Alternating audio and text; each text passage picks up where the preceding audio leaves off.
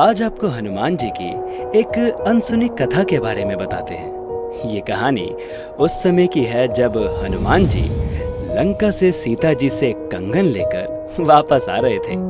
उनके वापस आते समय पूर्ण परमेश्वर ने उनके लिए एक लीला की। हनुमान जी को थकान और भूख प्यास सता रही थी। तभी उन्होंने देखा कि समुद्र के बीच एक टापू पर बहुत ही सुंदर बगीचा है और एक छोटा सा तालाब भी है। ये लीला ऋषि मुनींद्र रूप में विराजमान पूर्ण परमेश्वर ने की थी। हनुमान जी उस सुंदर बगीचे को देखकर सोचते हैं कि चलो स्नान भी कर लूंगा और कुछ देर आराम भी कर लूंगा। और फिर उसके बाद हनुमान जी उस बगीचे में उतर जाते हैं। हनुमान जी के पास एक कंगन था जो सीता माता ने उन्हें पहचान के लिए दिया था। उस कंगन को हनुमान जी तालाब के किनारे पर रखकर तालाब में स्नान करने के लिए उतर जाते हैं।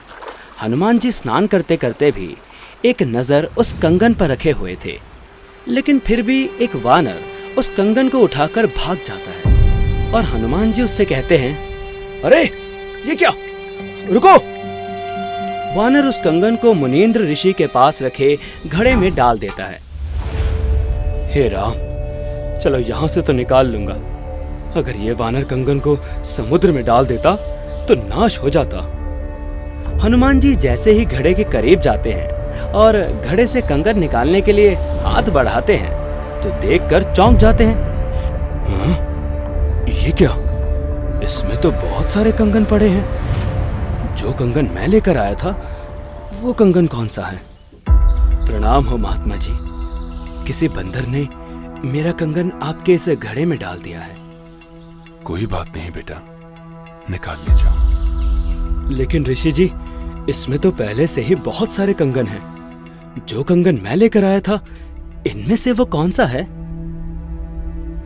भले आदमी, आपका कंगन है और आप स्वयं ही नहीं पहचान पा रहे। ऋषि जी, आप तो जानते ही होंगे, दया कीजिए, मेरी पूरी मेहनत बेकार हो जाएगी।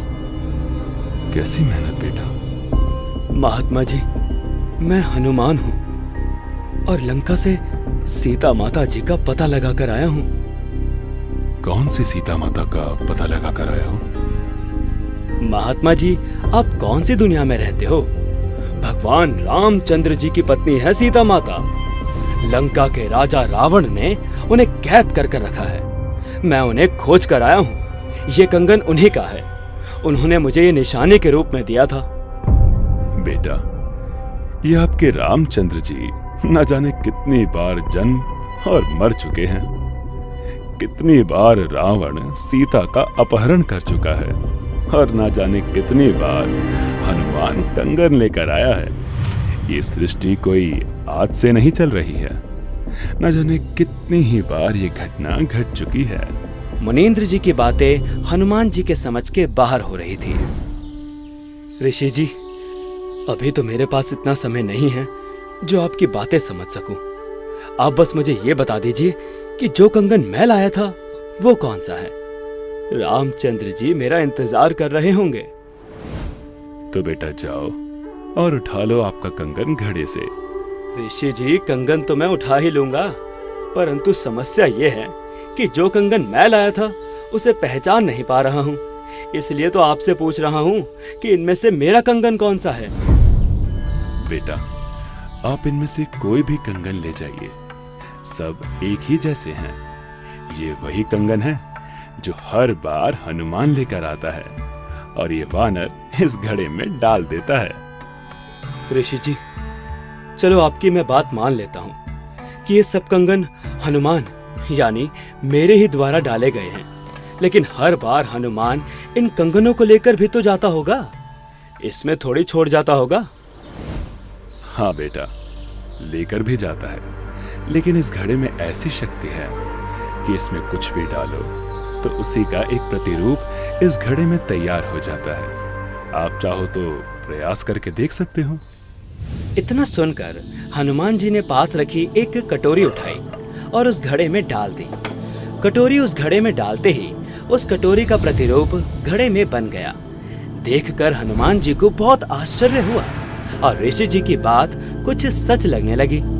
लेकिन सोचा कि अभी तो चलता हूँ, बाद में कभी बात करेंगे। हे ऋषि जी, आप कौन हैं? आपका नाम क्या है? मेरा नाम मुनींद्र ऋषि है। इसके बाद हनुमान जी उस घड़े में से एक कंगन उठा लेते हैं और श्री रामचंद्र जी के पास जाने के लिए छलांग लगा देते हैं। थोड़े समय बाद श्री रामचंद्र जी का युद्ध रावण के साथ होता है और श्री रामचंद्र जी उसमें जीत जाते हैं और सीता माता को अयोध्या वापस लेकर लौटते हैं। वनवास पूरा होने के बाद जिस समय श्री रामचंद्र जी का राज तिलक हो रहा था, उस समय माता सीता ने हनुमान जी को अपने गले से निकालकर सबसे कीमती मोतियों की माला दी। माता सीता से मोतियों की माला लेने के बाद हनुमान जी ने उस माला को तोड़ दिया और मोतियों को फोड़ फोड़ कर देखने लगे। हनुमान जी को ये करता देख माता सीता को क्रोध आया और हनुमान जी से वो बोली, हे हनुमान, तूने ये क्या किया जानता है? ये माला कितनी कीमती थी। तू रहा वानर का वानर ही, तू जंगल में ही शोभा देता है। ये सुनकर हनुमान जी को बहुत बुरा लगा और वो मायूस हो गए। माता जी, मुझे इन मोतियों से क्या काम था? मैं तो ये देख रहा था कि यदि इन मोतियों में राम का नाम हो तब तो ये मेरे काम के हैं, वरना ये कंकर मेरे किसी काम के नहीं हैं। सीता जी के इस बर्ताव से हनुमान जी अयोध्या नगरी से चले गए और जंगल में एक पहाड़ी पर जाकर बैठ गए। हनुमान जी को बहुत दुख हुआ कि मैंने क्या नहीं किया इनके लिए, और आज इन्होंने मुझे एक छोटी सी बात पर इतना लताड़ दिया। हनुमान जी के अयोध्या से लौटने के उपरांत कुछ दिन बाद हनुमान जी की भेंट एक साधु से होती है।